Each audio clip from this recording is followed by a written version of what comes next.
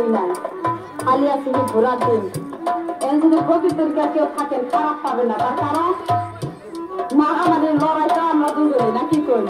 হ্যাঁ, আমরা যদি মারামারি কারাকারি করে যদি মরে যাও যায় আপনার কেউ আগে দেবেন না, কারণ বাসা বেড়াইছেন সেখানে দুটা দিয়ে একটা কম হয়ে হবে। হ্যাঁ, এই যে ফকিরের কোনো